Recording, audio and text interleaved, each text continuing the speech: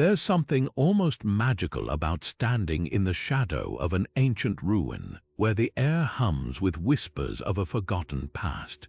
These stones beneath our feet, cracked by time, worn by centuries, aren't just relics.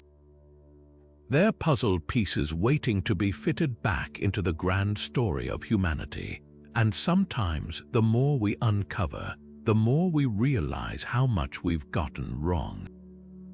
Archaeological sites aren't just dusty museums of the past. They're time machines that challenge everything we thought we knew about history. Take a moment to picture this. Deep in a jungle, a temple emerges from the vines, its walls carved with faces no modern eye has ever seen.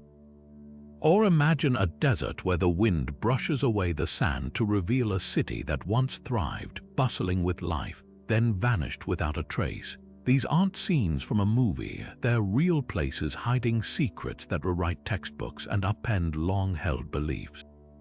From the towering pyramids of Egypt to the mysterious stone circles of Britain, each site holds clues to civilizations that shaped our world in ways we're still trying to understand. That's why today we're setting off on a journey to 30 of the most intriguing archaeological sites across the globe. Some of these places are famous, their names etched into our collective memory. Others are hidden gems known only to a handful of researchers until now. Together, we'll explore how a single discovery can unravel centuries of assumptions, why some sites still baffle the brightest minds, and what these ancient whispers tell us about who we are today. Because here's the thing, every broken statue, every buried weapon, every faded mural is a thread in the tapestry of human ambition, ingenuity, and sometimes sheer mystery. So, are you ready to dig deeper? Let's begin. Buried beneath the dry hills of southeastern Turkey lies a discovery that shattered our understanding of human history, Göbekli Tepe. This sprawling complex of carved stone circles isn't just old, it's ancient in a way that defies logic. Built roughly 12,000 years ago, it predates Stonehenge by 6 millennia and the Great Pyramids by a staggering 7,000 years. Think about that for a moment. When the builders of Göbekli Tepe were hauling massive limestone pillars into place, humanity was still supposed to be in the Stone Age, roaming as hunter-gatherers with no permanent settlements, let alone grand religious monuments. But Göbekli Tepe forces us to rethink that timeline entirely. Its towering T-shaped pillars, some weighing over 15 tons, are carved with intricate reliefs of foxes, scorpions, and vultures, an artistic flourish we once believed came much later in human development. These aren't crude markings, they're masterpieces, proof of symbolic thinking and communal effort on a scale that shouldn't exist for a society without agriculture or cities. How did they do it? That's the question haunting archaeologists. With no evidence of nearby homes or tools for farming, the site suggests something radical. Perhaps it wasn't farming that led to civilization, but the need to build sacred spaces like this that drove humans to settle down and innovate. The mystery only deepens when you consider how Göbekli Tepe was deliberately buried, its circles filled in with rubble around 8000 BCE. Was it a ritual act, a way to preserve the site for eternity? Or was it an attempt to erase it from memory? Even the orientation of the pillars hints at celestial knowledge, with some aligned to track stars or solstices. Every layer excavated peels back another question, another clue that our ancestors were far more sophisticated than we ever imagined. This isn't just a temple, it's a time capsule, a whisper from a forgotten chapter of humanity that's rewriting our story from the ground up. Rising from the Salisbury Plain like a silent chorus of giants, Stonehenge has captivated imaginations for centuries. This ring of standing stones, some weighing as much as 25 tons, isn't just a monument, it's a celestial clock, a burial ground, and a riddle wrapped in millennia of speculation. Built in stages between 3000 and 2000 BCE, its purpose remains fiercely debated, but one thing is clear. The Neolithic people who constructed it possessed knowledge and engineering skills that defy their so-called primitive label.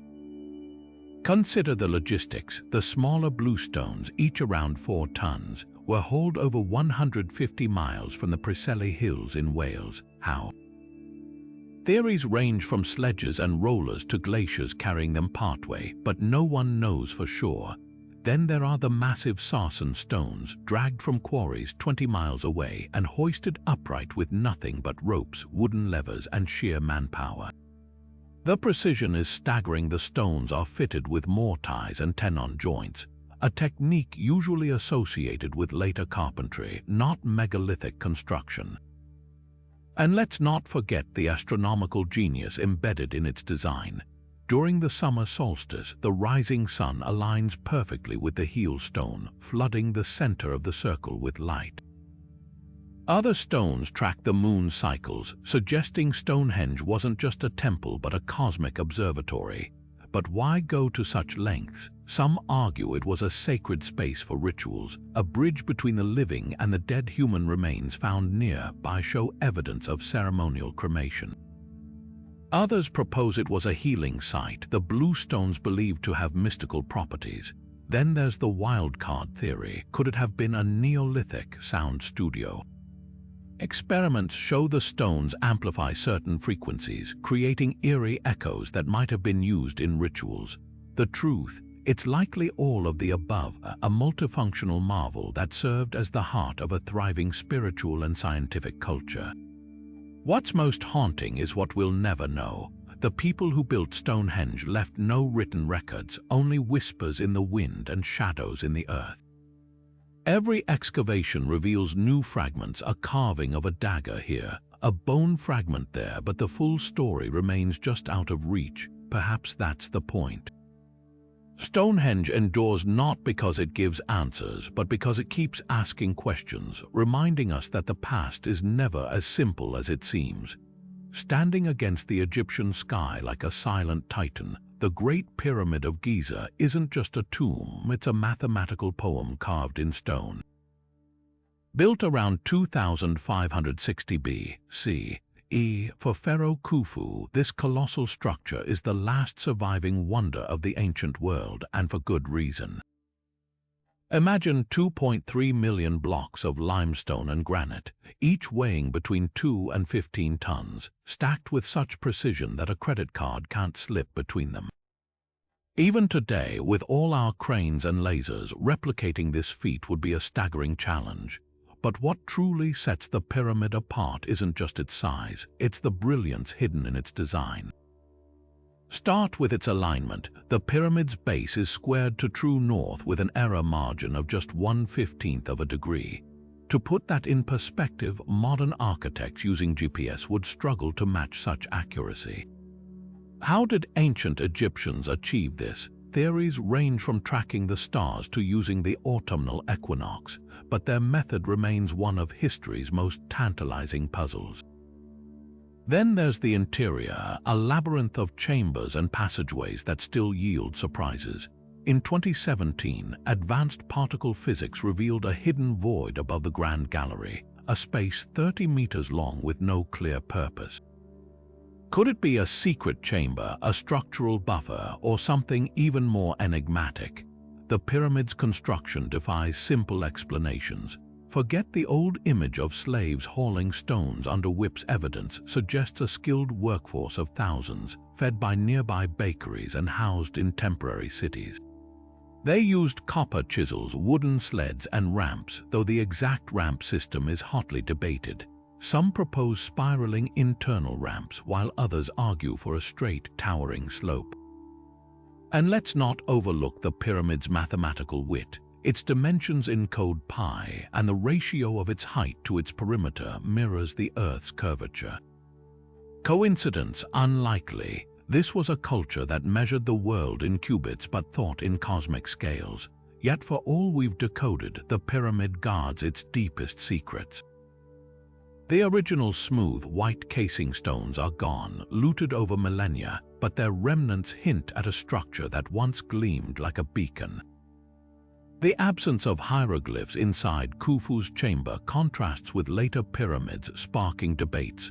Was this austerity intentional, or are we missing a hidden message? Even the air shafts aligned with stars like Orion's belt suggest a celestial purpose beyond mere ventilation.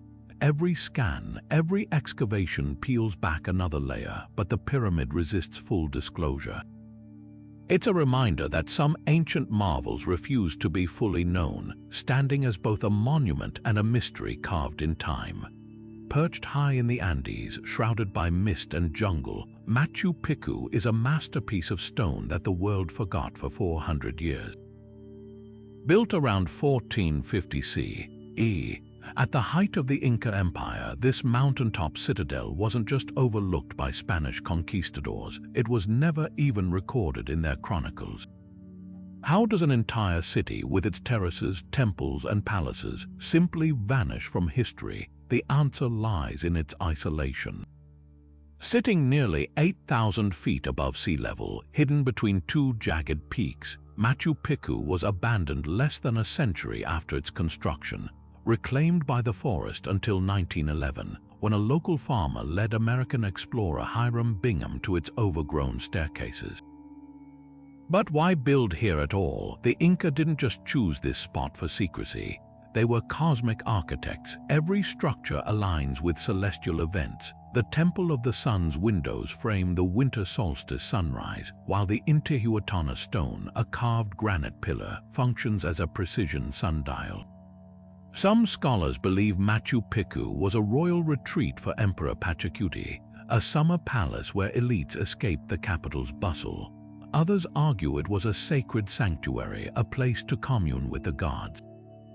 The evidence, over 60% of the skeletons found here are female, hinting at the presence of the Aclaz chosen women who brewed ceremonial beer and wove textiles for rituals. Then there's the engineering. Without mortar, the Inca fit stones so tightly that not even a blade of grass can slip between them. Terraces carved into the mountainside prevented erosion and grew crops, while a complex aqueduct system fed fountains and baths. But the true genius might be in the foundation. Buildings sit on crushed rock layers to absorb earthquakes, a technique so effective that 5 centuries of tremors haven't toppled a single wall.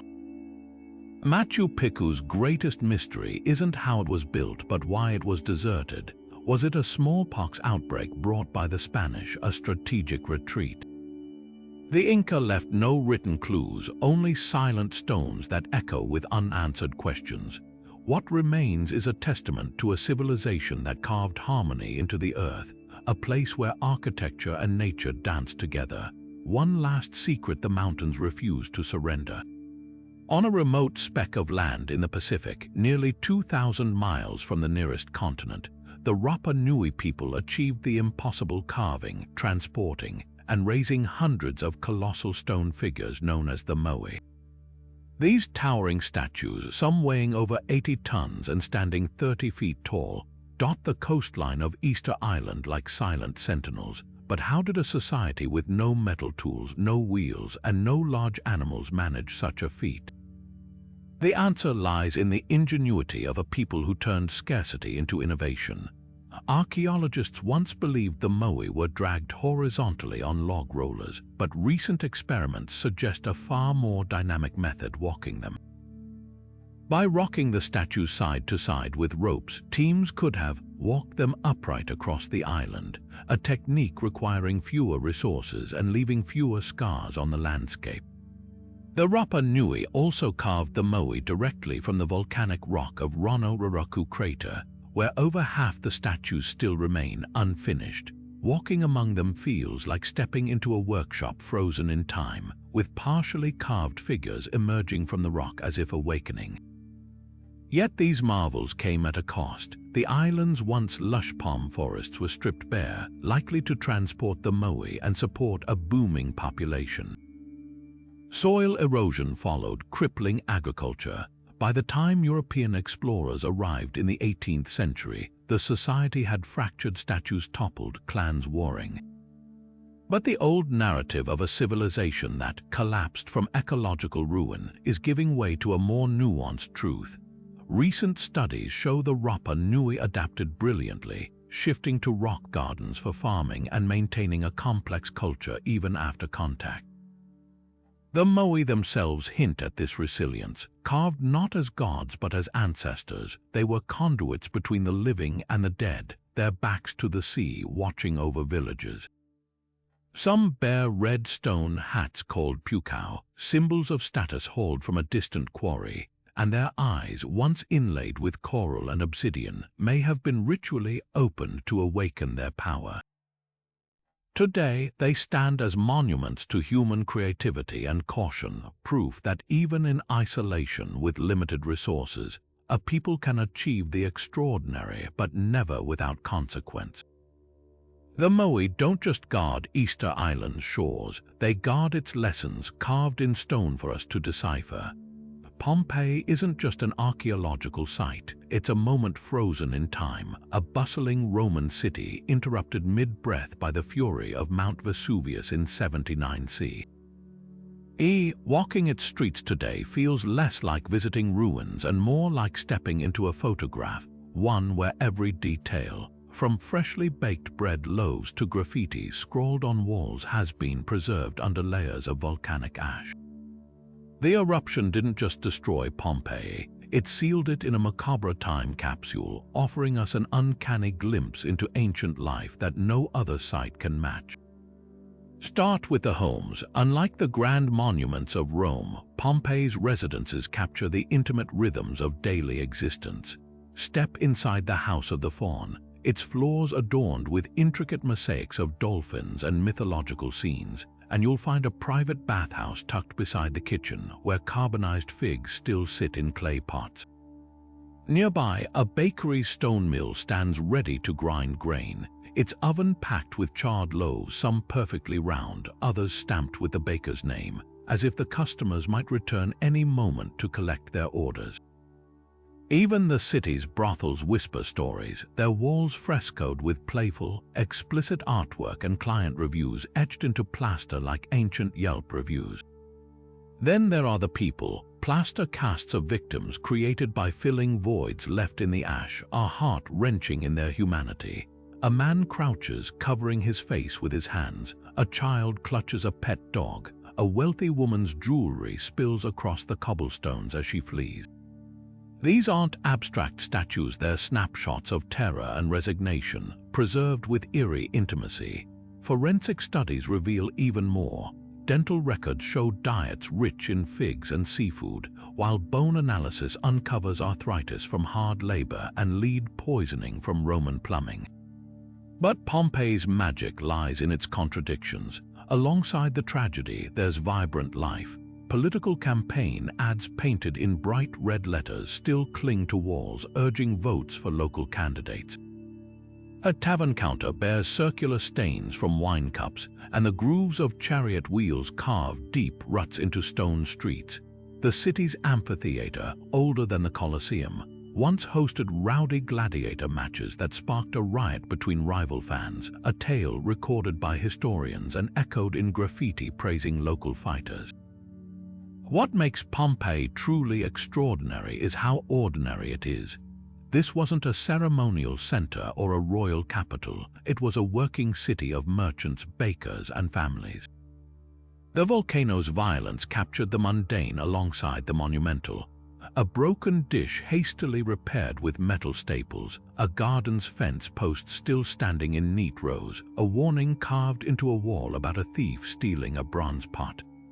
Every corner whispers the same truth: the past wasn't so different from our present, and yet for all we've learned, Vesuvius isn't done with its secrets.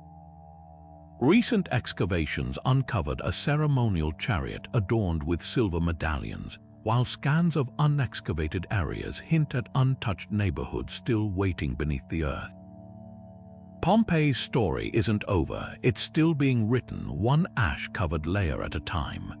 In the highlands of central Mexico, just 30 miles northeast of modern-day Mexico City, lies a metropolis so grand that later civilizations believed it was built by gods. Teotihuacan, with its towering pyramid of the sun and the sprawling avenue of the dead, is a ghost city of staggering scale, once home to over 100,000 people, yet abandoned centuries before the Aztecs stumbled upon its ruins and gave it its name. the place where the gods were created. What makes Teotihuacan so extraordinary isn't just its size, but the fact that no one knows who these builders were. Unlike the Maya or Aztecs, they left no written records, no royal tombs boasting of their kings, only silent stones whispering of a society that vanished into myth. Climb the 246 steps of the Pyramid of the Sun, and you'll understand why this city inspired awe.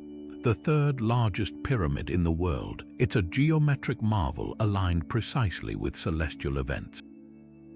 During the equinoxes, the sun sets directly behind it, casting shadows that seem to animate the avenue of the dead below. But here's the twist: the pyramid isn't solid. Recent scans revealed a hidden chamber beneath its base, possibly a sacred cave symbolizing the underworld, a spiritual anchor for a city obsessed with cosmic order. Nearby, the smaller but equally precise Pyramid of the Moon mirrors the contours of the Cerro Gordo mountain, blending architecture with sacred geography. Walk down the Avenue of the Dead, and you'll pass the ruins of apartment compounds so advanced they put modern urban planning to shame. Multi-family homes boasted courtyards, drainage systems, and even a form of ancient concrete. Murals depict jaguars, feathered serpents, and a mysterious deity often called the storm god, hints of a religion so influential it seeped into later cultures like the Aztecs. But the real shocker, Teotihuacan wasn't just a local power. Obsidian from its workshops has been found as far away as Mayan cities, and its art appears in the ruins of Tikal. This was a melting pot where Zapotec, Maya, and others lived side by side, trading ideas alongside goods. Then comes the mystery of its collapse around 550 CE. The city burned, not by invasion but by uprising. Temples were defaced, statues shattered. Was it a revolt against the ruling class, a drought? The truth is buried in layers of ash and time. All we know is that the people who built this masterpiece walked away, leaving behind a blueprint for every Mesoamerican culture that followed. Teotihuacan's legacy isn't just in its stones, it's in the echoes of a civilization so ahead of its time that even the Aztecs could only wonder at its origins, just as we do today. Buried beneath the dry earth of China's Shaanxi province lies an army unlike any other, 8,000 life-sized warriors frozen in silent vigil, each with a unique face, poised to defend their emperor in the afterlife. This is the Terracotta Army, one of the most staggering archaeological discoveries of the 20th century, accidentally unearthed in 1974 by farmers digging a well. Created to accompany China's first emperor, Qin Shi Huang, into eternity, this clay battalion reveals as much about the man who unified China as it does about the extraordinary craftsmanship of his era. What strikes you first is the sheer scale. Rows upon rows of infantrymen, archers, and charioteers stretch across vast underground pits, their once vibrant paint now faded but still hinting at the original blues, reds, and greens that made them lifelike. No two faces are identical. Archaeologists speculate they were modeled after real soldiers, with variations in hairstyles, facial expressions, and even ear shapes reflecting the empire's diverse regions. Some stand tall with stoic determination, others kneel, ready to fire crossbows. The level of detail is astonishing. Armor plates are carved with intricate patterns, and the soles of their shoes bear tread designs suited for different terrains. This wasn't mass production, it was portraiture on an industrial scale. Yet the soldiers are just the beginning. Recent excavations have uncovered terracotta acrobats, musicians, and bureaucrats, an entire imperial court cast in clay. Bronze cranes and ducks found nearby suggest the emperor's afterlife included gardens and ponds, while pits filled with real horse skeletons and jade ornaments hint at rituals we're still deciphering. But the ultimate prize remains untouched: Qin Shi Huang's tomb itself, a mound rumored to hold treasures far beyond the army. Ancient texts describe rivers of mercury flowing through a miniature kingdom, and soil tests confirm dangerously high mercury levels, lending eerie credibility to the tales. Why such extravagance? Qin Shi Huang was a man obsessed with legacy and immortality. He standardized weights, measures, and even axle widths to unite China's warring states, but feared death above all. Alchemists fed him mercury pills, believing they'd prolong his life. Ironically, they may have hastened his end. His tomb, sealed with booby traps according to historians, was his final defiance of mortality. Today, archaeologists tread carefully, using drones and non-invasive scans to map the site, knowing that haste could damage irreplaceable artifacts. The Terracotta Army isn't just a monument to one man's ego, it's a time capsule of an empire's birth, a silent revolution captured in clay, waiting for the next layer of earth to be brushed away. Hidden deep within Jordan's rugged desert canyons, Petra emerges like a mirage, a city sculpted not from stone but directly into it. Known as the Rose City for the warm glow of its cliffs at dawn, this ancient wonder was the crowning achievement of the Nabateans, a nomadic tribe who transformed themselves into master engineers and merchants. What makes Petra extraordinary isn't just its famous treasury facade immortalized in films, but how an entire civilization thrived here in one of the most inhospitable environments on Earth. The Nabateans didn't just carve tombs, they hacked an empire out of rock. Walking through the Siq, a narrow, winding gorge flanked by towering cliffs, you'll notice channels carved into the walls. These weren't decorative, they were part of a hydraulic masterpiece. In a land where rain fell just a few days a year, the Nabateans engineered dams, cisterns, and ceramic pipelines that funneled water from miles away, storing enough to support 20,000 people. Their secret, they harnessed flash floods, redirecting torrents into reservoirs with such precision that the city had fountains, gardens, and even a lavish nymphaeum fed by gravity alone. For perspective, Rome's aqueducts were still under construction when Petra's taps were already running, but water was just the beginning. The treasury, or Al-Kosne, might be Petra's poster child, but the real intrigue lies deeper in the city. The monastery, a colossal structure perched high on a mountain, required climbing 800 steps to reach, yet its doorway is carved to align with the sunset during the winter solstice, lighting the inner chamber like a beacon. Then there's the high place of sacrifice, where altars and channels suggest rituals involving offerings, possibly linked to the Nabateans' moon god Dashara. Even the tombs tell stories. Some bear inscriptions in a script that evolved into modern Arabic, while others show Greek influences, proof of Petra's role as a crossroads for trade in incense, spices, and silk. Petra's decline echoes its ingenuity. When Roman annexation shifted trade routes to the sea, the city's wealth dried up faster than its springs. Earthquakes crumbled buildings, and by the 7th century it was abandoned but not forgotten. Bedouin tribes preserved its memory in oral tales until European explorers rediscovered it in the 19th century.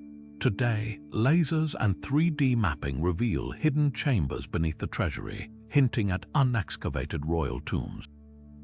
Meanwhile, satellite imagery shows suburban sprawl beyond the city center, suggesting Petra was far larger than we knew. Standing in Petra's shadow, you realize this wasn't just a city carved in stone.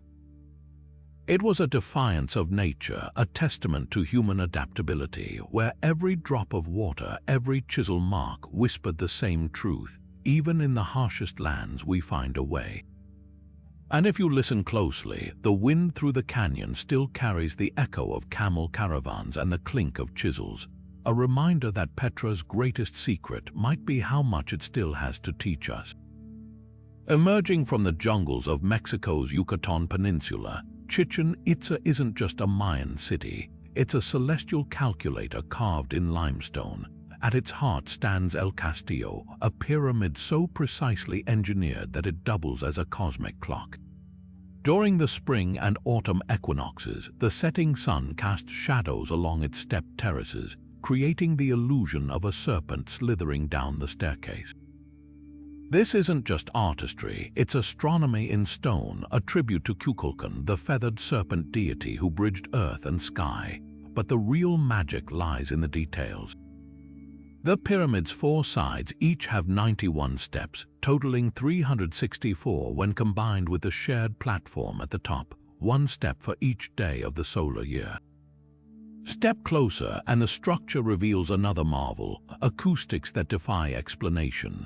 Clap your hands at the base of El Castillo and the sound ricochets off the terraces, echoing back as a chirping noise eerily reminiscent of the Quetzal bird, a sacred creature in Mayan cosmology. Scientists still debate how the Maya achieved this effect without modern tools, but one theory suggests the alternating step heights create a sonic filter, transforming noise into avian echoes. It's as if the pyramid itself was designed to sing, blurring the line between architecture and instrument. Yet El Castillo is just the beginning. Nearby, the Great Ball Court stretches longer than a modern football field, its walls carved with scenes of players mid-ritual, some clutching severed heads. This wasn't just a sport, it was a sacred drama where the outcome might determine rainfall or harvests. The acoustics here are even more baffling. A whisper at one end carries clearly to the other, a feat of engineering that would challenge modern architects. And then there's the Temple of the Warriors, its columns adorned with carvings of conquering heroes, standing guard over a sacred well. Speaking of wells, Chichen Itza's name means, at the mouth of the well of the Itza, referencing the cenote sinkholes filled with groundwater that sustained the city. The most infamous, the sacred cenote, was a site of offerings, jade, gold, and tragically, human remains. Spanish accounts describe rituals where victims were cast into its depths to appease Choc, the rain god. Modern dredging confirmed these tales, uncovering skeletons alongside treasures from as far away as Central America, proof of Chichen Itza's vast trade networks. What's most striking is how the city's decline mirrors its ingenuity. By the 13th century, droughts and political upheaval emptied its plazas, leaving its secrets to the jungle. But the legacy endures. In 2007, El Castillo was voted one of the new 7 wonders of the world, a testament to a civilization that turned stone into poetry and shadows into serpents. Chichen Itza doesn't just invite exploration, it demands wonder, whispering across centuries that the Maya didn't just build monuments, they encoded the universe in them. Rising like a mirage from the Cambodian jungle, Angkor Wat stretches across an area larger than modern-day Paris, its 5 iconic towers mirrored in tranquil moats that reflect both sky and stone. Built in the early 12th century by King Suryavarman II, this wasn't just a temple, it was a cosmic blueprint, a stone embodiment of Hindu mythology designed to align with the movements of the stars. The central towers represent Mount Meru, the mythical home of the gods, while the surrounding walls mirror mountain ranges and the vast moat symbolizes the cosmic ocean. Every inch of Angkor Wat is steeped in symbolism, from the bas-reliefs depicting churning oceans of milk to the precise positioning of its gates, which frame the sun directly overhead during equinoxes. But what's truly astonishing is how the Khmer Empire engineered this masterpiece without modern tools, using nothing but sandstones quarried from a mountain 25 miles away, floated down river on bamboo rafts and fitted together with such precision that mortar was barely needed. Beyond its spiritual grandeur, Angkor Wat sits at the heart of a hydraulic marvel, an intricate network of canals, reservoirs, and barrays. Massive man-made lakes that turn the surrounding jungle into a breadbasket. The Khmer didn't just build temples, they tamed water itself. Their system collected monsoon rains in reservoirs like the West Baray, still visible today, a rectangular lake stretching 5 miles long, feeding rice paddies through gravity-driven canals. Scholars estimate this system supported up to 1 million people, making Angkor the world's largest pre-industrial city. The symmetry was divine. Just as Angkor Wat mirrored the heavens, its waterways mirrored the sacred Ganges, blending engineering with cosmology. Yet Angkor Wat's story doesn't end with Hinduism.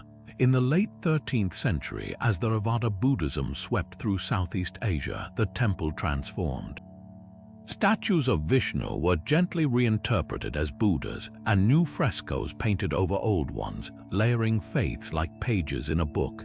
This spiritual evolution is etched into the stone. Apsaras, celestial dancers with Hindu hairstyles, now flank Buddhist shrines, and inscriptions in both Sanskrit and Khmer whisper of a society that embraced change without erasing its past. The jungle's reclaiming of Angkor after the empire's 15th century collapse only deepened its mystique. French explorers in the 19th century stumbled upon towers choked by strangler fig roots, a sight so surreal it fueled legends of a city built by giants.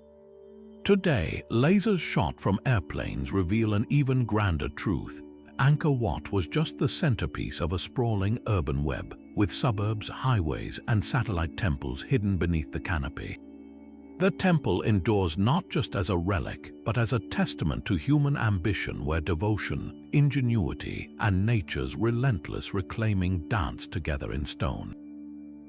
Scattered across Peru's arid Nazca Desert, a vast canvas of ancient artistry stretches over 200 square miles, the Nazca Lines. These enormous geoglyphs etched into the earth between 500 BCE and 500 CE range from simple geometric shapes to intricate depictions of spiders, hummingbirds, and even a humanoid figure dubbed the astronaut.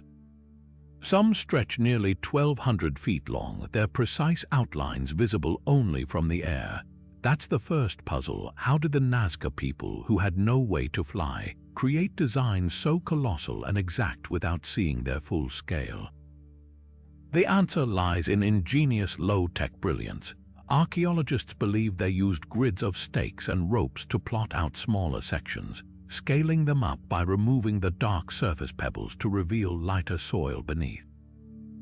Teams likely worked in coordinated groups, following a master plan passed down through oral tradition, proof that precision doesn't always require modern tools.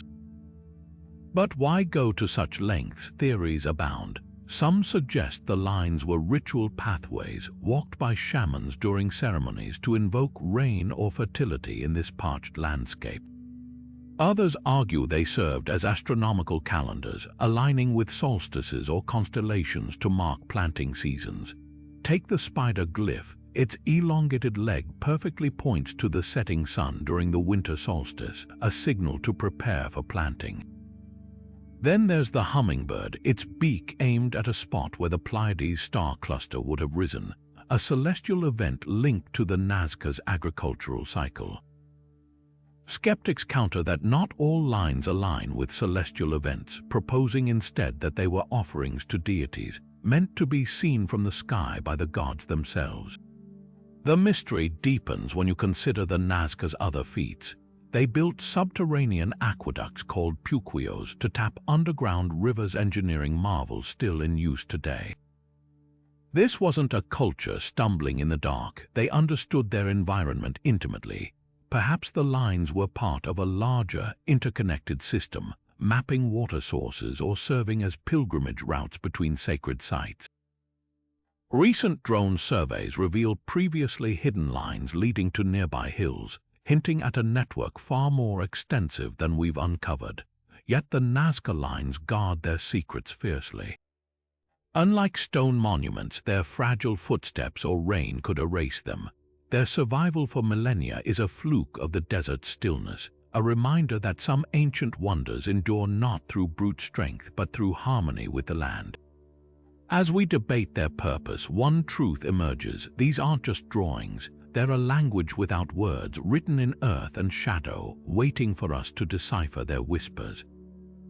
The name Troy echoes through time like a battle cry, not just as a city, but as an idea.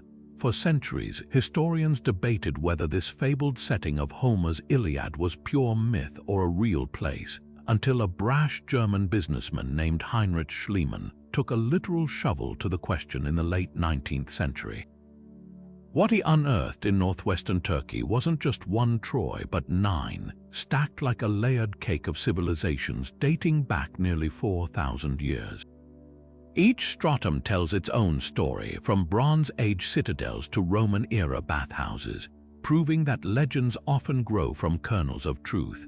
Walk through the ruins today, and you'll tread the same limestone corridors where Priam might have ruled, where Hector and Achilles could have clashed. The most striking feature is Troy 6's massive sloping walls, 20 feet thick in places, with foundations sturdy enough to withstand earthquakes and sieges. This was no backwater village, but a wealthy trade hub controlling access to the Dardanelles, the narrow strait linking the Aegean and Black Seas. Archaeologists have found Mycenaean pottery and Hittite seals here, evidence of a city enmeshed in international diplomacy long before Homer sang of its fall.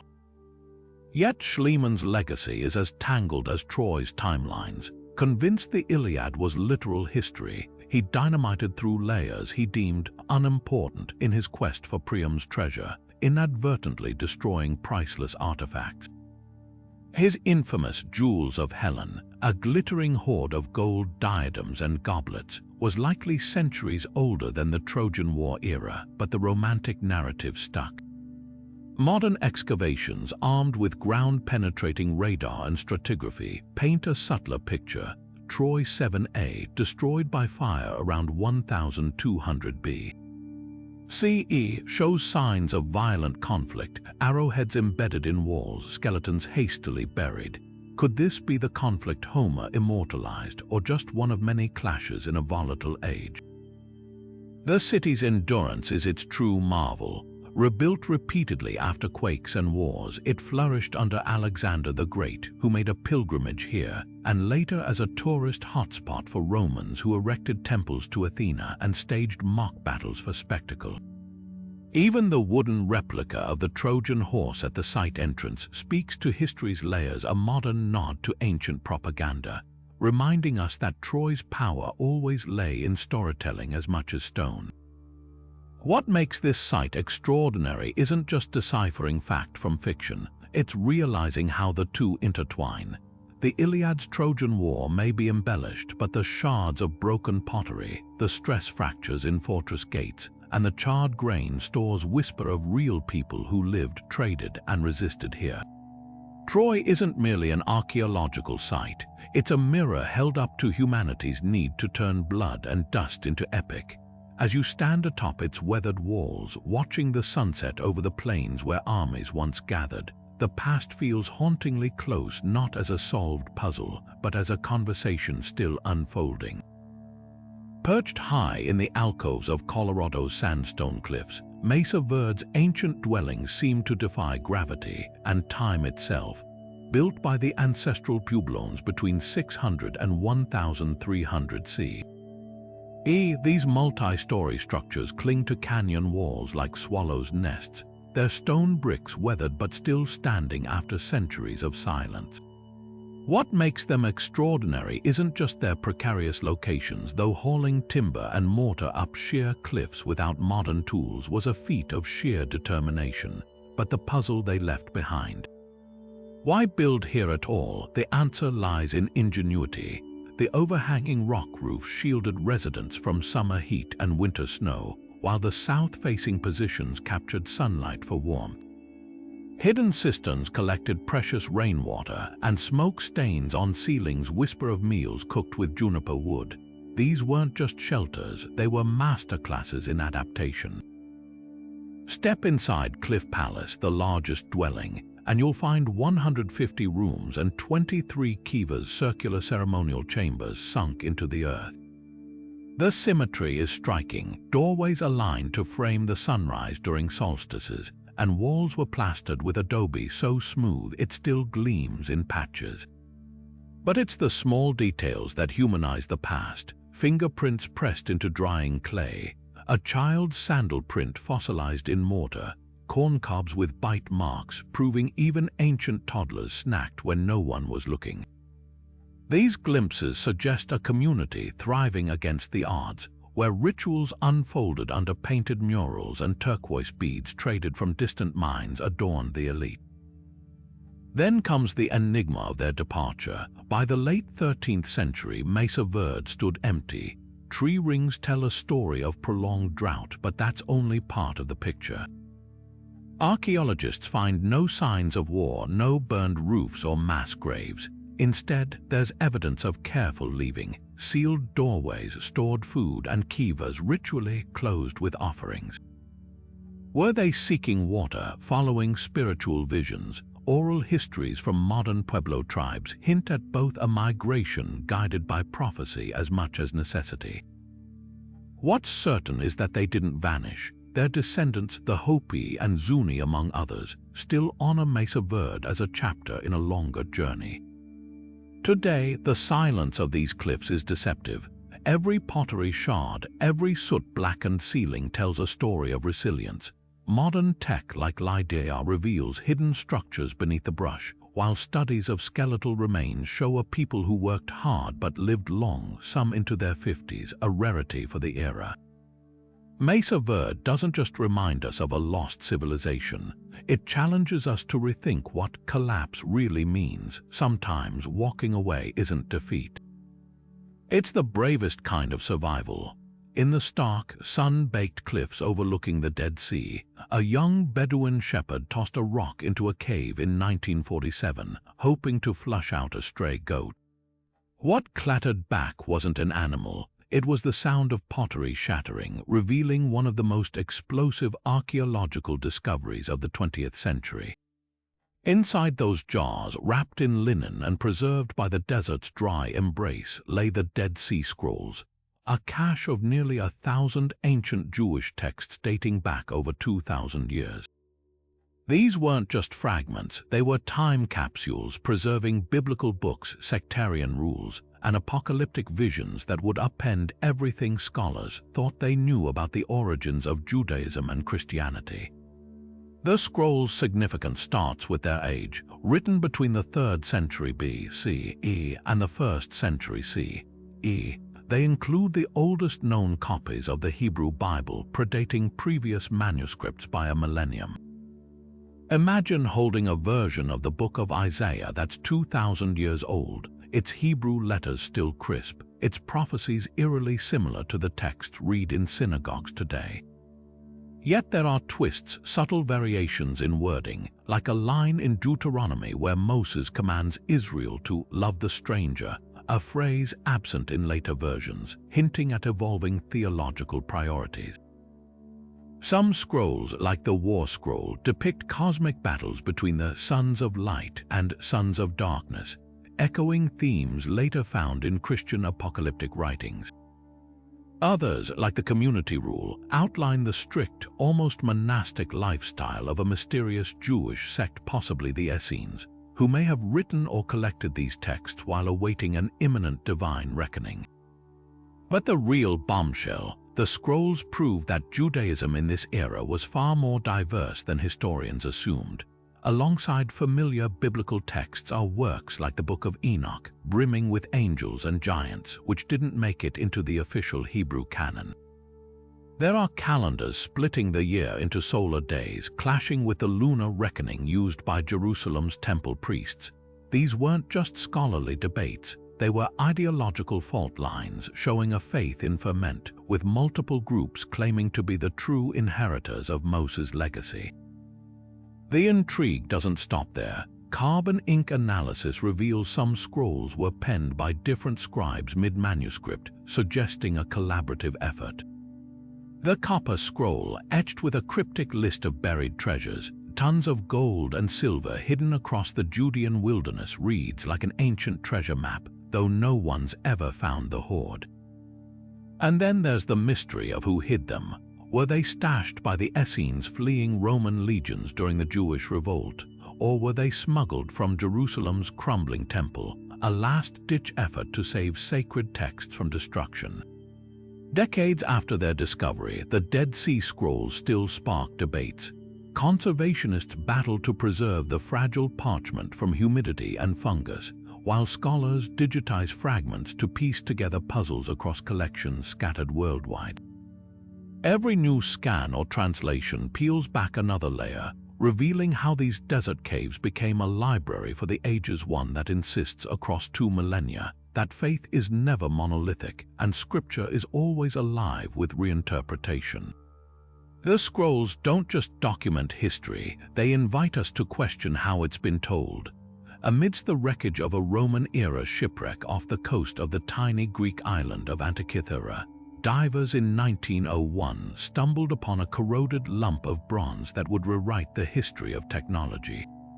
At first glance, it resembled a piece of scrap metal, encrusted with centuries of marine growth, but when archaeologists painstakingly pried apart its fragments, they revealed gears, dials, and inscriptions so precise they seemed impossible for their time. This was the Antikythera Mechanism, a 2,000-year-old device so advanced that scholars initially refused to believe it was ancient, suspecting it must have fallen into the wreck from a passing modern ship. What makes this artifact revolutionary isn't just its complexity, it's the sheer audacity of its purpose. Imagine a shoebox-sized machine operated by a hand crank that could predict solar eclipses decades in advance, track the 4-year cycle of the Olympic Games, and model the erratic motions of planets across the zodiac. Its intricate gear, trained some with teeth just 1 millimeter wide, mimicked the mathematics of Greek astronomer Hipparchus, calculating celestial movements with a precision that wouldn't be matched again until the 14th century.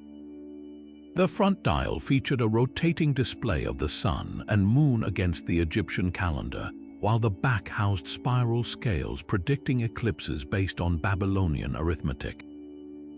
This wasn't just a tool, it was a portable cosmos, a celestial calculator that condensed the heavens into brass and wood. The genius of its engineering lies in the details. X-ray scans revealed 37 meshing gears, including a differential gear, a component previously thought invented in the 16th century that accounted for the moon's elliptical orbit. Inscriptions on its plate served as a user manual, explaining how to read the positions of Mercury, Venus, Mars, Jupiter, and Saturn, all known to the Greeks as wandering stars. Some settings even accounted for the irregular timing of the Panhellenic Games, blending science with culture in a way that feels strikingly modern. Yet the Antikythera Mechanism raises more questions than it answers.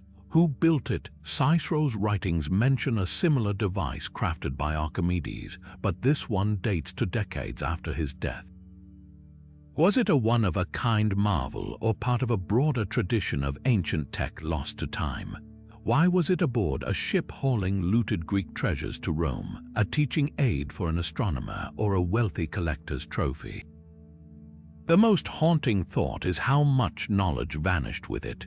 If the Greeks could engineer this, what else did they create? The Antikythera Mechanism stands as a ghost of a lost scientific golden age, a whisper that our ancestors might have glimpsed the spine of the universe long before we credited them with the vision.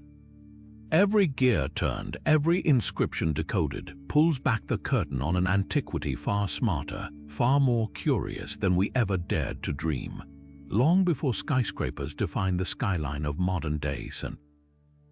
Louis. A different kind of towering structure dominated the Mississippi River Valley, the earthen mounds of Cahokia, at its peak around 1050 CE. This sprawling metropolis was the largest urban center north of Mexico, home to an estimated 20,000 people whose influence stretched across half the continent. What's astonishing isn't just the scale of Cahokia, but how little most of us know about it. Forget the image of scattered tribes living in isolation. This was a planned city with neighborhoods, plazas, and economy buzzing with trade in copper, seashells, and razor-sharp obsidian. The heart of Cahokia was Monk's Mound, a colossal earthen pyramid covering 14 acres at its base and rising 100 feet high, taller than the Statue of Liberty's pedestal. Built entirely by hand, basketload by basketload, it required moving an estimated 22 million cubic feet of soil without beasts of burden or wheeled carts. The summit likely held a temple where rulers performed ceremonies visible to the entire city below, but Monk's Mound is just the star of a sprawling ensemble. Walk through the Grand Plaza, a 50-acre expanse big enough to fit 35 football fields, and you're treading the same ground where markets, festivals, and ritual ball games once animated the city. Nearby, the remains of a wood henge, a circle of red cedar posts, reveal Cahokia's cosmic sophistication. Like a giant sundial, its alignments marked solstices and equinoxes, guiding planting cycles and ceremonies. What's truly mind-bending is Cahokia's reach. Artifacts found here include Gulf Coast seashells carved into ritual cups, Great Lakes copper fashioned into ear ornaments, and Oklahoma flint transformed into lethal spear points. This wasn't just a city, it was the Manhattan of its day, a melting pot where distant cultures converged. Yet Cahokia's most haunting legacy is its silence. By the 14th century, the streets stood empty. The mounds, once bristling with activity, were swallowed by grass. Unlike Rome or Egypt, there were no invaders to blame, no written records to explain the exodus. Archaeologists pieced together clues. Soil samples show deforestation and flooding, while garbage pits reveal dwindling food supplies. Some skeletons bear marks of malnutrition or violence, hinting at social unrest. But here's the twist: Cahokia's people didn't vanish. They likely dispersed into smaller communities, their knowledge rippling outward to shape the Mississippian cultures that followed. Modern tribes like the Osage and Quapaw trace their ancestry to this urban experiment, a reminder that collapse isn't always extinction, sometimes it's reinvention. Standing atop Monk's Mound today, watching the sunset paint the Arch of St. Louis in the distance, you're straddling two worlds, one that built monuments to the sky and another that barely remembers their names. Cahokia's mounds aren't just relics, they're a challenge to rewrite the story of a continent, one shovel of earth at a time. Plato's tale of Atlantis, a mighty civilization swallowed by the sea in a single catastrophic day, has haunted imaginations for millennia. But was this lost empire pure myth, or did the philosopher weave his story around a kernel of truth? While no sunken city matching his lavish description has been found, several real-world sites bear eerie resemblances to Atlantis, each offering tantalizing clues to the legend's origins. The most compelling candidate lies in the Aegean Sea, the volcanic island of Thera, now known as Santorini. Around 1600 BCE, a cataclysmic eruption, one of the largest in human history, tore the island apart, triggering tsunamis that devastated coastal Crete and likely hastened the decline of the sophisticated Minoan civilization. Excavations at Akrotiri, a Minoan settlement on Thera, reveal a society frozen in time by volcanic ash, multi-story buildings with vibrant frescoes, advanced drainage systems, and artifacts suggesting vast trade networks. Plato's description of Atlantis as a circular city with concentric rings mirrors Thera's pre-eruption geography, and his timeline roughly aligns with the disaster. Could the Minoan's sudden collapse have morphed into the Atlantis legend over centuries of retelling? Then there's the Eye of the Sahara, the Richat structure in Mauritania. This striking natural formation, visible from space, boasts concentric rings that uncannily match Plato's description of Atlantis's layout.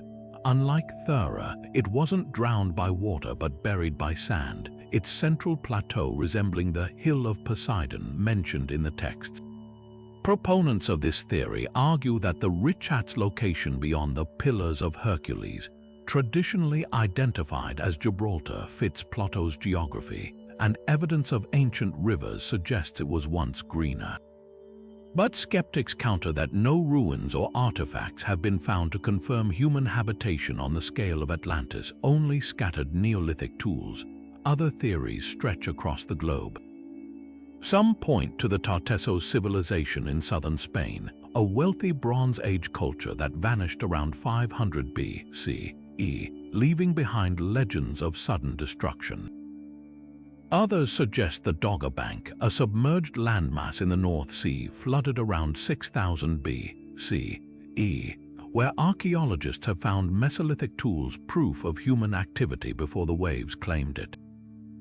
What unites these candidates isn't definitive proof, but the power of disaster to shape myth.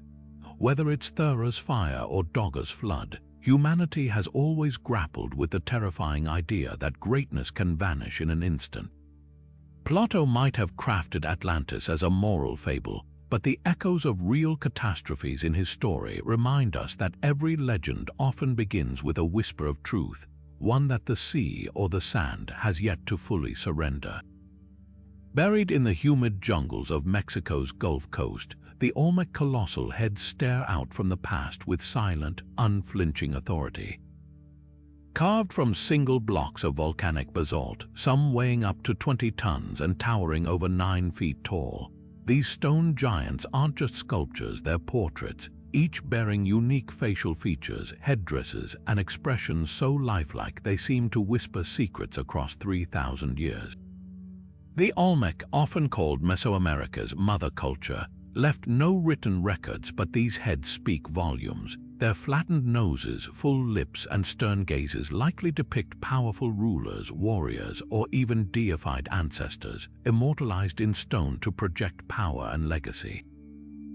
What's astonishing isn't just the artistry, it's the logistics. The basalt used for these monoliths was quarried from the Tuxtla Mountains, up to 50 miles away from where the heads were discovered. Imagine teams of Olmec workers without wheels or draft animals, hauling these gargantuan stones through swamps and forests using nothing but ropes, sledges, and raw muscle. Some archaeologists believe they might have floated the stones on rafts along rivers, turning waterways into ancient highways for moving the impossible. Once at their destination, master sculptors went to work, pecking away at the rock with harder stone tools to refine details like ear ornaments and headdresses adorned with symbolic motifs, jaguar pelts perhaps, or maize gods, hinting at the spiritual ties between rulers and the natural world. But why create them at all? The heads were often arranged in ceremonial centers like La Venta or San Lorenzo, placed in lines or semicircles as if holding court. Their positioning suggests they weren't just monuments but active participants in rituals, their watchful eyes overseeing ceremonies or legitimizing the rule of living leaders. Some were deliberately buried not by time, but by human hands, possibly as part of rites to mark the end of an era or to retire a ruler's spiritual presence. The Olmec's influence rippled far beyond their heartland. Their iconography, jaguars, serpents, and the motif of the word jaguar, a supernatural blend of human and beast, appears in later Maya and Aztec art. Their ball game, played with rubber balls on stone courts, became a pan-Mesoamerican tradition. Even their calendar system laid groundwork for the famed Maya long count. These heads, then, aren't just relics of a vanished people. They're the first chapter in a cultural epic that would unfold across centuries, yet mysteries cling to them like jungle mist. Why do some heads show evidence of deliberate defacing, nose gouged, lips smashed? Were they acts of rebellion against fallen rulers or ritual deaths to release their spirits? And how did the Olmec, with no metal tools, achieve such symmetry and realism, rivaling sculptures from civilizations millennia later? The heads offer no easy answers, only silent defiance, challenging us to read their stories in the curve of a lip or the tilt of a stone brow. They stand as reminders that greatness doesn't always shout. Sometimes it simply waits, patient as stone, for us to listen. The Vinland Map is the sort of puzzle that keeps historians awake at night, a faded parchment that could rewrite history, or an artful deception designed to trick us. Unearthed in 1957, this yellow document appears to be a 15th century world map with one electrifying detail: a jagged coastline labeled Vinland jutting into the North Atlantic, matching descriptions of Norse sagas that tell of Viking expeditions to North America centuries before Columbus. If genuine, it would be the oldest known cartographic evidence of European contact with the Americas. But from the moment it surfaced, the map has been engulfed in controversy, with scientists and scholars locked in a battle over ink, parchment, and motive. Start with the evidence for authenticity. The map's geography is eerily precise for its supposed era, showing Greenland as an island, a fact not confirmed by Europeans until the 19th century. Its wormholes even align with those in a bound medieval manuscript, suggesting it was once part of a genuine codex. Supporters point to the map's stylistic consistency with other medieval works, from the spidery Latin script to the muted pigments. Most compelling are the Norse sagas themselves, which describe Leif Erikson's voyage to a land of wild grapes around the year 1000. The map, they argue, could be a copy of a lost original, preserving Viking knowledge that filtered into European cartography. Yet the skeptics wield microscopes and chemistry reports. In 2002, advanced spectroscopy revealed the ink contains anatase, a titanium compound not used in medieval pigments but common in 20th century inks.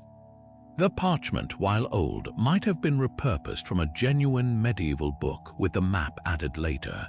Even the wormholes raised doubts: could a forger have carefully matched pre-existing damage to fabricate provenance? Then there's the curious case of the map's emergence. It was offered for sale quietly after the Dead Sea Scrolls frenzy, a time when the market for historic manuscripts was white-hot. The seller's ties to known forgers only deepen the shadows. What's at stake isn't just the map's legitimacy, but how we confront the blurry line between discovery and desire. We want the map to be real, to hold tangible proof of Viking pioneers in an age of exploration myths.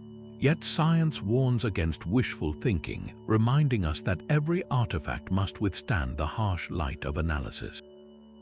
The Vinland Map endures as a riddle wrapped in a mystery, its truth as elusive as the fog-shrouded shores it claims to depict. Whether masterpiece or mirage, it forces us to ask, when does evidence become proof, and when does doubt become dogma? Hidden away in the vaults of Yale University's Voynich Library lies a book so enigmatic that it's been called the most mysterious manuscript in the world, the Voynich Manuscript. Named after the Polish book dealer Wilfrid Voynich, who acquired it in 1912, this 240-page medieval codex is written entirely in an unknown script, accompanied by illustrations of unrecognizable plants, naked women bathing in green liquid, and astrological charts that defy known celestial patterns. For over 600 years, the manuscript has resisted every attempt at translation, from Renaissance alchemists to World War II codebreakers and modern supercomputers. It's a puzzle wrapped in vellum, a riddle that refuses to surrender its secrets.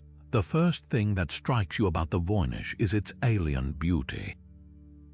The script flows like cursive Latin but consists of invented characters, some resembling squiggled stars, others looping like vines, arranged in a pattern that suggests real language, with word repetitions and sentence structures that mimic grammar. Statistical analysis shows its word frequency matches natural languages, yet no known cipher or alphabet corresponds to its symbols. Then there are the illustrations. Herbal pages burst with plants that don't exist, flowers with spiral roots, leaves that split like fractal ferns, while cosmological sections feature zodiac wheels with unfamiliar constellations. One particularly haunting section, dubbed the Balneo, shows tiny figures submerged in emerald green pools connected by intricate plumbing, like a medieval hallucination of a biological experiment. Theories about its origins range from the scholarly to the fantastical. Some argue it's a lost language from a vanished culture, while others propose it's an elaborate hoax, though carbon dating confirms the vellum dates to the early 15th century and the ink matches period recipes. Could it be a coded herbal by an alchemist protecting secret knowledge? The herbalist theory gained traction when researchers noticed plant illustrations resembling species from the Americas, hinting at pre-Columbian contact, except many plants are impossible hybrids, leaving botanists baffled. Then there's the macaronic language hypothesis, suggesting the text blends Latin, Italian, and invented words into a personal cipher. Even artificial intelligence has joined the hunt, with algorithms detecting possible Hebrew or Arabic roots, but no definitive match. What's most frustrating is how close we've come and how far we remain. In 2019, a scholar claimed the script was a form of extinct Proto-Romance language, translating a single line about a shepherd's teat plant, but the broader academic community dismissed it as speculative. The NSA's top cryptographers, fresh from cracking Nazi codes, spent decades on it without progress. The manuscript mocks our certainty, flipping from seeming solvable to utterly indecipherable with each new approach. Perhaps the Voynich's true power isn't in being solved, but in enduring as a mystery. It's a mirror for our obsessions. Each generation projects its own fantasies onto its pages, seeing everything from alien contact to lost feminist herbals. The truth, if it exists, might be simpler: a personal notebook of a medieval mind too eccentric for us to follow, or a cipher so personal its key died with its author. Until then, the Voynich Manuscript remains the ultimate literary ghost, whispering just loudly enough to keep us listening but never loud enough to understand. Tucked away in the basement of the National Museum of Iraq sits a collection of unassuming clay jars, each about the size of a fist, sealed with asphalt and fitted with an iron rod protruding from a copper cylinder. Discovered in 1936 near Baghdad, these artifacts date back to the Parthian era, around 2,000 years ago. At first glance, they look like ordinary ancient storage vessels, but when German archaeologist Wilhelm Koenig examined them more closely, he proposed something extraordinary. These might be the world's oldest known batteries. The concept is startling. Fill one of these jars with vinegar or grape juice, both acidic liquids readily available in antiquity, and the copper and iron components would create a chemical reaction, generating a small electric current. Experiments have shown that a replica of the Baghdad Battery can produce around 1 volt of electricity, enough to power a faint tingling sensation or even electroplate metal with gold or silver. This raises a tantalizing question. Could an ancient civilization have harnessed electricity long before Benjamin Franklin's kite experiment or Alessandro Volta's first modern battery in 1800? Skeptics argue the jars might have had more mundane purposes, perhaps storing sacred scrolls, with the iron rods acting as spindles to hold rolled-up parchment. Others suggest they were used for medicinal purposes, like electrotherapy to numb pain, a practice documented in ancient Greek and Roman texts. But then there's the asphalt seal, which would have been unnecessary for storage, yet perfect for preventing evaporation in an electrochemical cell. The absence of wires or conductors in the archaeological record also complicates the theory, leaving us to wonder how such a device might have been used in practice. The implications, if proven, are staggering. Electroplating, the process of coating one metal with another using electricity, was known to the Parthians and Sasanians, who produced intricate gilded artifacts. Could these batteries have been the secret behind their craftsmanship? Ancient texts offer no clear answers, but the absence of written records doesn't negate the possibility of experimentation. After all, many ancient technologies, from Roman concrete to Damascus steel, were lost to time despite their sophistication. What makes the Baghdad Battery so captivating isn't just the debate over its function, but the glimpse it offers into the ingenuity of the past. Even if these jars weren't batteries, their very existence challenges our assumptions about the limits of ancient innovation.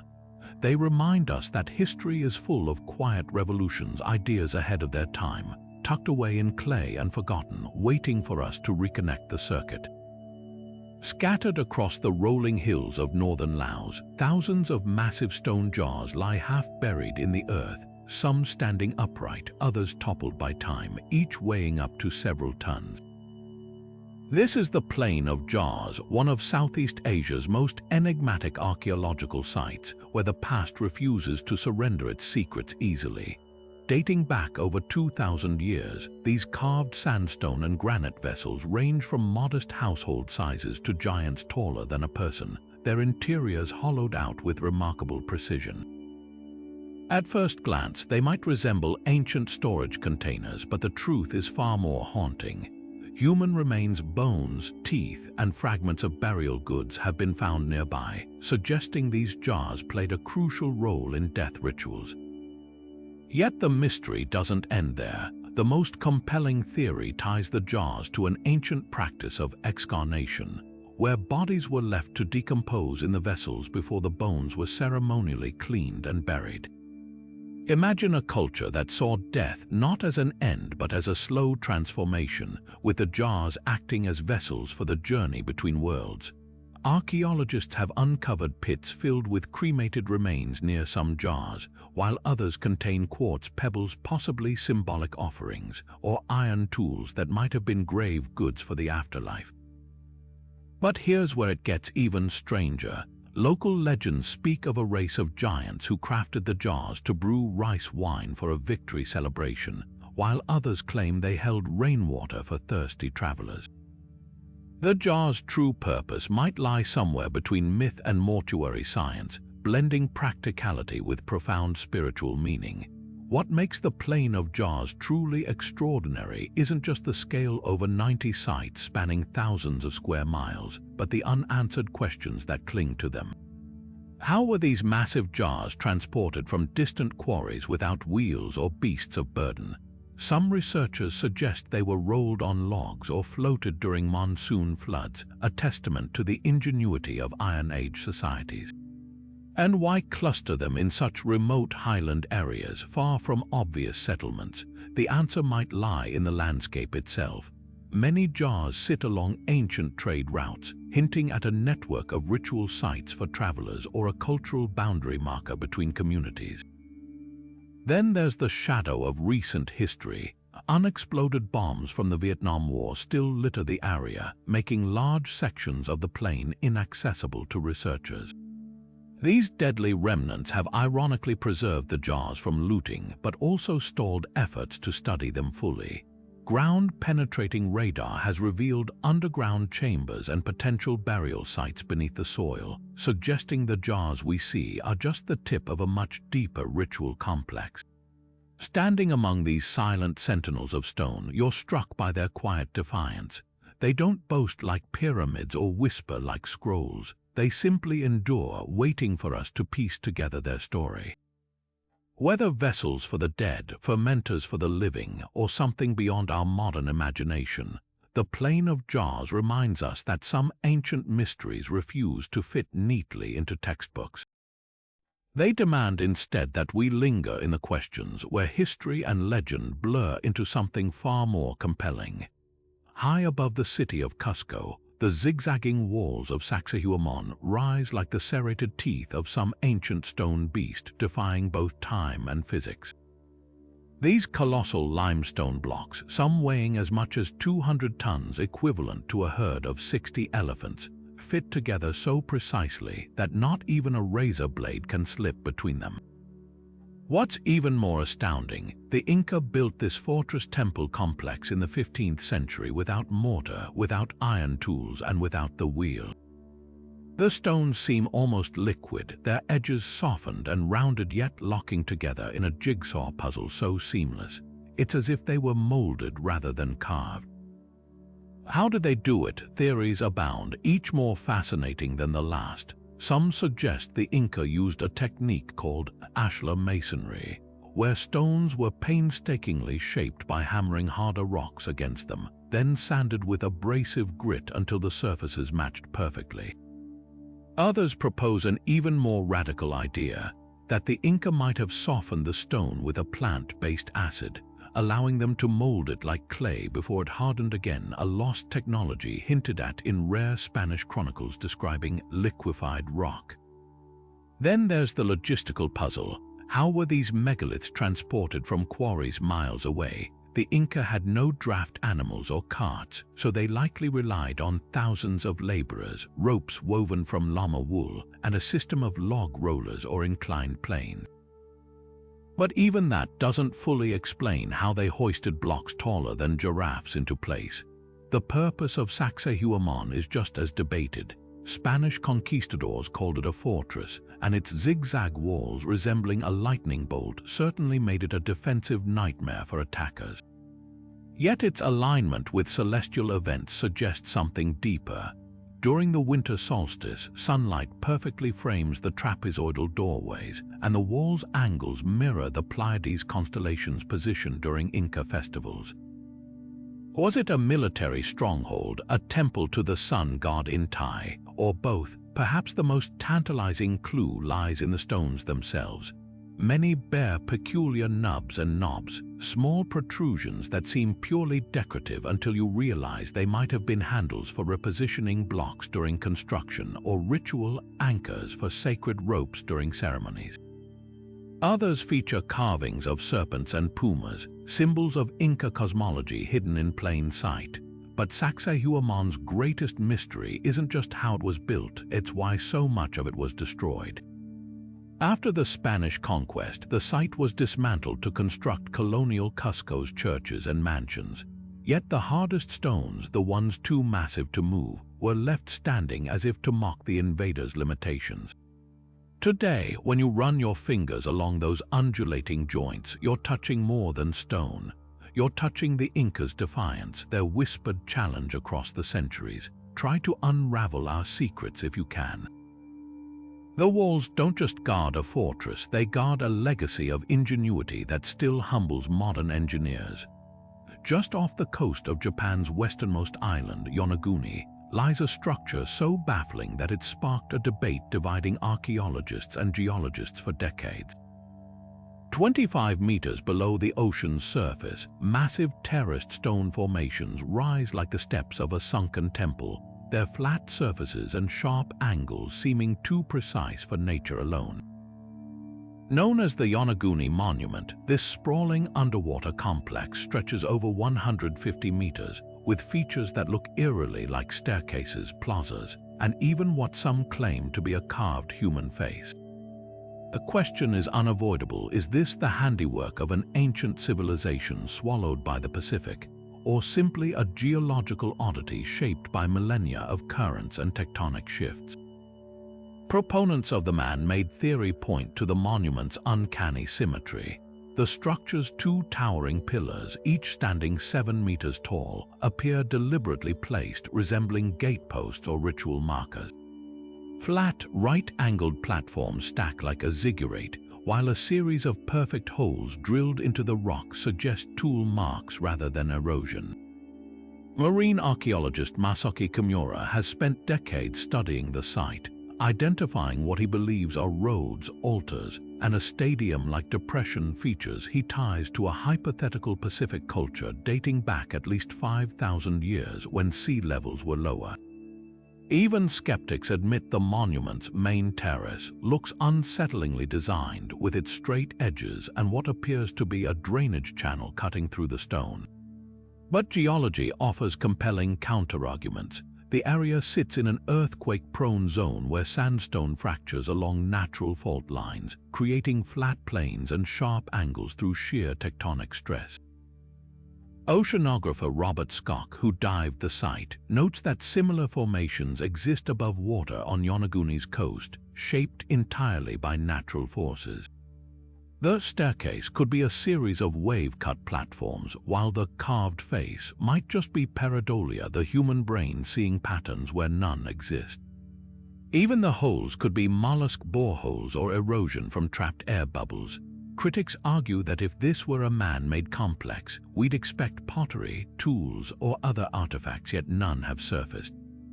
The debate takes a tantalizing turn when considering regional legends. Yonaguni's oral traditions speak of a sunken city, and nearby underwater ruins like the palace off Okinawa hint at a broader network. Could this be Mu, the fabled Pacific civilization some equate with Atlantis, or perhaps remnants of the ancient Jaman culture, known for their stone circles and maritime skills? Without definitive proof, the monument remains a Rorschach test. What you see depends on what you're prepared to believe. Modern technology might finally tip the scales.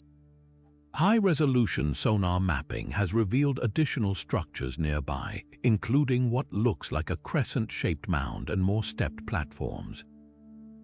Meanwhile, geochemical analysis could determine whether tool marks exist beneath the layers of marine growth. Until then, The Yonaguni Monument lingers in the realm of the uncanny, a place where nature and human history flirt with the possibility of overlap. Whether carved by hands or currents, it challenges us to reconsider how easily the line between the natural and the artificial can blur when the past sinks beneath the waves. Beneath the quiet countryside of China's Zhejiang province lies a labyrinth of hand-carved caverns so vast and precise they defy logic. The Longyou Caves stretch across 30,000 square meters, enough to swallow 5 football fields, with ceilings soaring up to 30 meters high, each chamber supported by towering columns of untouched rock. What's astonishing isn't just their scale, but their uniformity. Every wall, pillar, and arch is adorned with parallel chisel marks so meticulously spaced, they resemble the grooves of a vinyl record. These aren't rough tunnels hacked into the earth, they're subterranean cathedrals, their surfaces smooth to a near glassy finish, their corners meeting at perfect 90-degree angles.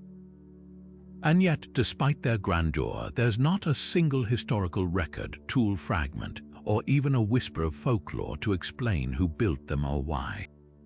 The precision is where the mystery deepens.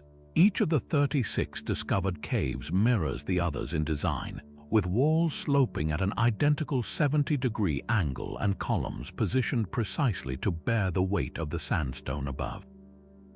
The chisel marks themselves are a puzzle. Each groove is exactly 60 centimeters wide, suggesting the use of a standardized tool or technique lost to time. Even more baffling is the acoustics. Strike a wall in one chamber, and the sound reverberates through the entire complex like a struck gong, a feature that couldn't be accidental. Were these caves designed as resonant chambers for rituals, or did their builders possess knowledge of sound waves we've yet to decipher? Then there's the question of logistics. Archaeologists estimate that excavating just one cave would have required removing 1,000 cubic meters of stone, equivalent to a modern-day mining operation. Without metal tools or machinery, how did ancient laborers achieve this? The absence of debris is another enigma. Where did all that excavated rock go? No spoil heaps have been found nearby, leading to theories that the stone might have been used to construct lost surface buildings, now eroded or buried. The cave's purpose is as elusive as their origins. Some suggest they were imperial storage vaults, though no artifacts or storage markings have been found. Others propose they served as secret military bunkers, yet their intricate carvings and acoustic properties hint at something more ceremonial. Local legends offer no help. The caves were unknown until 1992, when a farmer draining a pond stumbled upon the first entrance, revealing a world untouched for centuries. What lingers most is the sheer audacity of the project. Unlike Egypt's pyramids or Rome's aqueducts, the Longyou Caves bear no royal insignias, no declarations of power. Their anonymity feels deliberate, as if the builders wanted their achievement to speak for itself across millennia. Standing in those echoing chambers, you're left with a haunting thought. Sometimes the greatest mysteries aren't just about who or how, but why someone would pour such staggering effort into a masterpiece meant to vanish beneath the earth. The caves don't just defy explanation, they defy the very idea that history's grandest endeavors need witnesses. The Piri Reis Map doesn't just challenge our understanding of geography, it taunts us with possibilities too tantalizing to ignore. Drawn in 1513 by the Ottoman admiral and cartographer Piri Reis, this fragment of a larger world chart depicts coastlines with uncanny precision, including one landmass that should have been impossible to map at the time, Antarctica.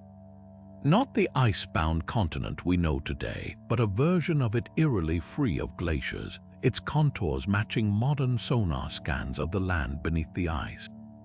How could a 16th-century navigator, working with tools and knowledge of his era, portray a continent that wouldn't be officially discovered for another 300 years, and do so with details hidden under miles of ice?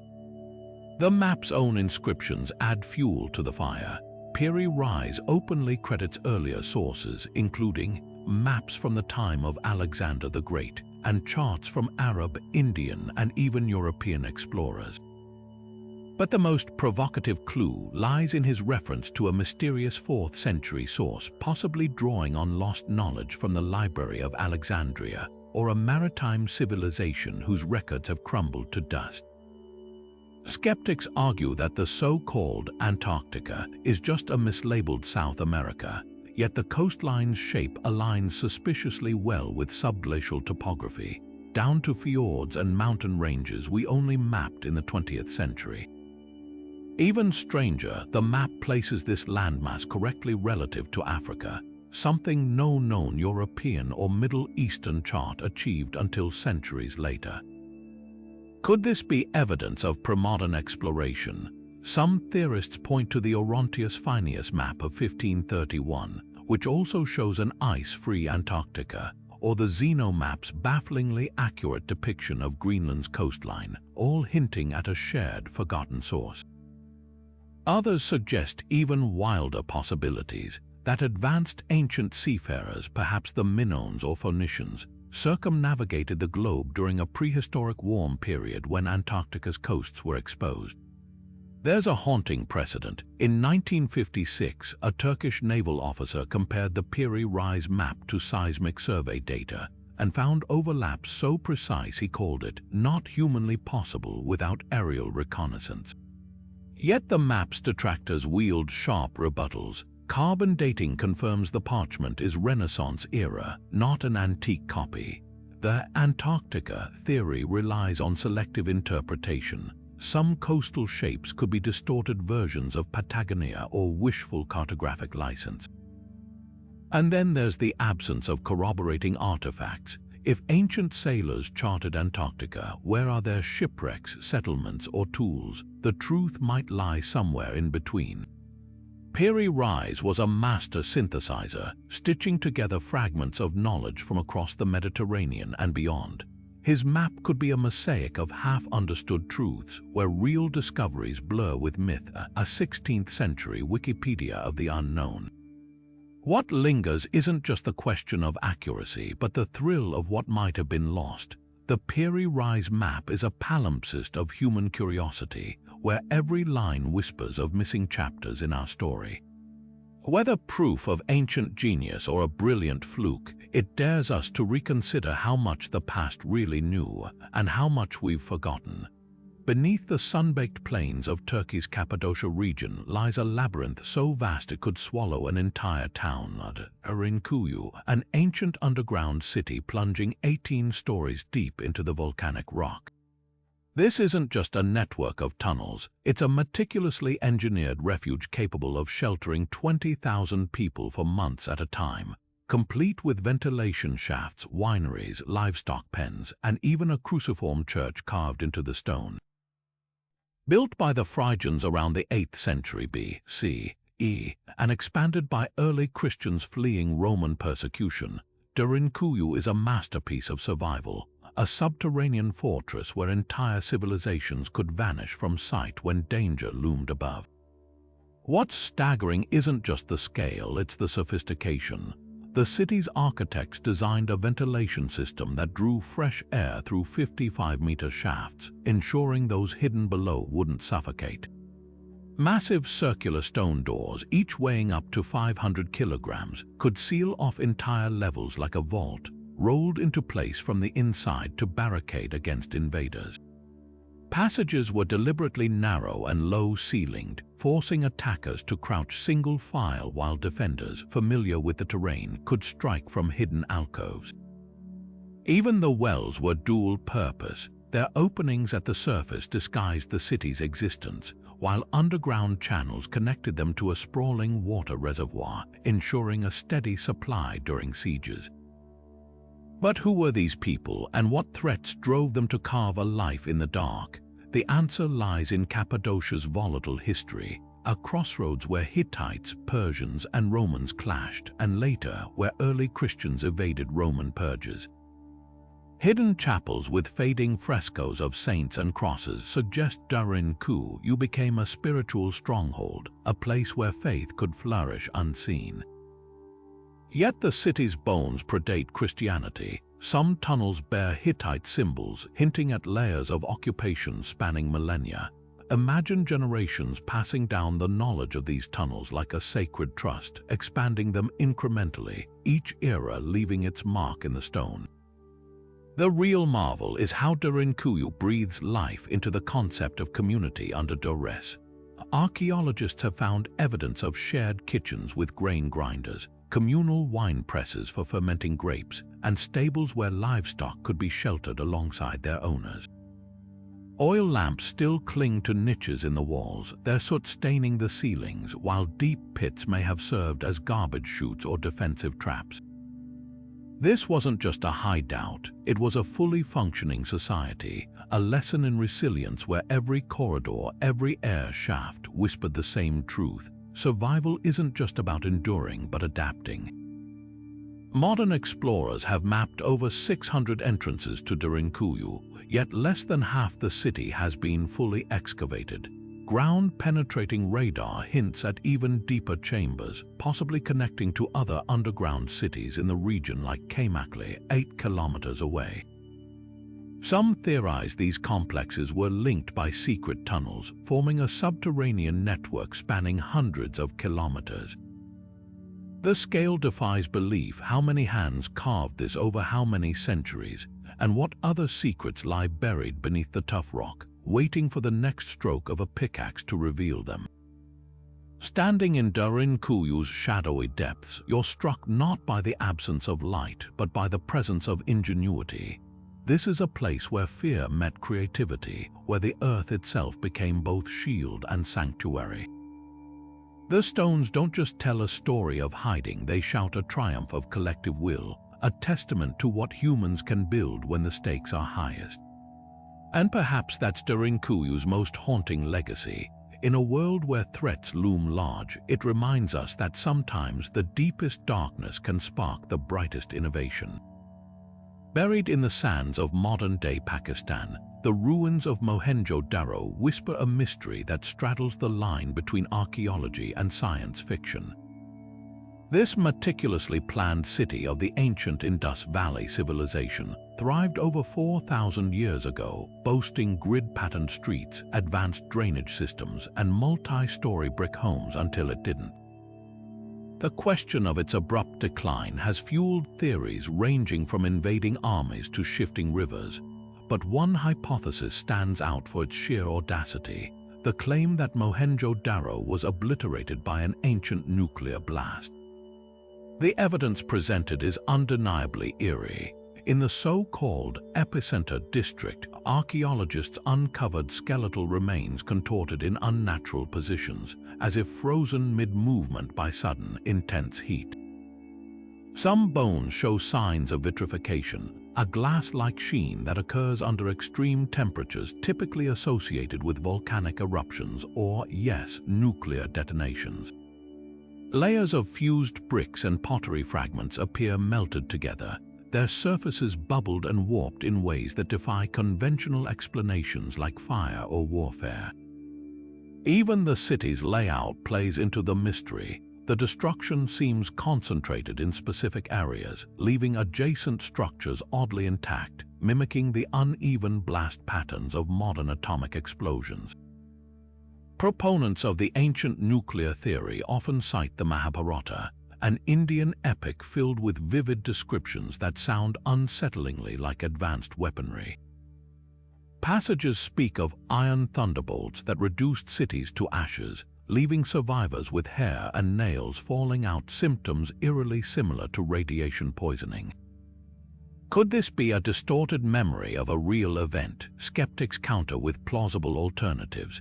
The fused materials might result from massive fires fueled by the city's abundant wooden structures, while the skeletons could reflect mass violence or even a sudden mudslide trapping victims. The vitrified stones might simply be slag from kilns or metallurgy gone awry. Modern science has yet to find conclusive proof of radioactivity in Mohenjo-Daro's ruins, though some fringe researchers point to anomalous uranium traces in nearby sediment layers. The real enigma lies in how a civilization with no known technology beyond copper tools could have encountered or created such devastation. If not a nuclear blast, what force could have left these scars? Some geologists propose a cosmic airburst like the Tunguska event of 1908, where a meteor or comet fragment exploded in the atmosphere with the force of a hydrogen bomb. Others suggest a catastrophic industrial accident, perhaps involving flammable materials stored in bulk. What makes Mohenjo-Daro's case so compelling isn't just the physical evidence but the implications. If the nuclear theory were true, it would rewrite history, suggesting lost technologies or extraterrestrial contact. Yet even as a cautionary tale, the city's ruins serve as a mirror. They force us to confront how easily ancient disasters can be misinterpreted through modern lenses, and how the line between myth and memory blurs with time. Whether leveled by weapons or wrath of nature, Mohenjo-Daro's silent stones challenge us to question not just what happened, but how we choose to see the past when it refuses to fit neatly into our narratives. The truth, much like those skeletal remains, may remain forever frozen just out of reach. Rising from the red clay of rural Georgia like a modern-day Stonehenge, the Georgia Guidestones stood as one of the most cryptic monuments of the 20th century until they didn't. Erected in 1980 under shrouded circumstances, these towering slabs of granite bore instructions for humanity etched in 8 languages from English to Swahili, with a 10th message hidden in Babylonian cuneiform at the top.